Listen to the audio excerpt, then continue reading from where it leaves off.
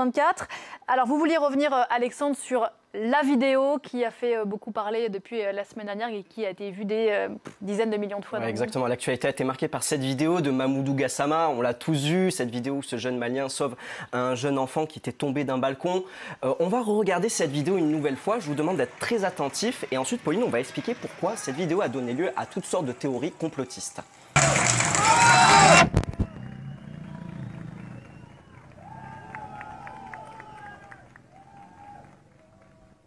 Alors, quels sont les arguments utilisés par ces partisans de la théorie du complot?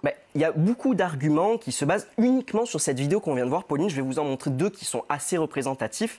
Le premier argument, qui est résumé par le tweet qu'on va voir, c'est le fait que, selon eux, c'est absolument incompréhensible que le voisin, dans un premier temps, que ce voisin ne soit pas intervenu et donc qu'il aurait laissé volontairement Mamoudou Gassama sauver le garçon. Vous voyez, belle mise en scène, c'est flagrant. Il le tient bien, il est costaud. S'il avait voulu, il aurait pu le sortir de là. Exactement. Donc ça, pour eux, c'est incompréhensible et ça, c'est le premier argument. Le deuxième argument des partisans d'une mise en scène, ce serait que, selon eux, c'est extrêmement surprenant qu'un petit garçon de 4 ans parvienne à rester suspendu aussi longtemps, accroché à un balcon. Par exemple, cet internaute qui nous dit « Est-ce que quelqu'un peut m'expliquer comment un enfant suspendu au-dessus du vide par un bras pilier peut se déplacer d'un mètre en quelques secondes ?» Donc voilà, c'est ces théories-là. Il y a une précision importante, Pauline, je veux le rappeler, c'est que ces observations, vous voyez les captures d'écran, elles sont basées sur une seule et même vidéo, celle qu'on vient de voir juste avant. Et en fait, ça, c'est un premier conseil qu'on peut donner à nos téléspectateurs, c'est que sur une scène comme ça, qui a été filmée par plusieurs personnes, on a vu qu'il y avait plusieurs personnes avec leur téléphone qui filmaient cette scène, il faut toujours essayer de trouver un autre angle de vue qui a circulé sur les réseaux sociaux. Parce que si on se limite à regarder un événement avec un seul angle de vue, en fait, ça, c'est la meilleure façon de se tromper. Et c'est pour ça qu'il y a une deuxième vidéo qui a circulé, qui est très intéressante à ce sujet, et je vous propose de regarder cette deuxième vidéo.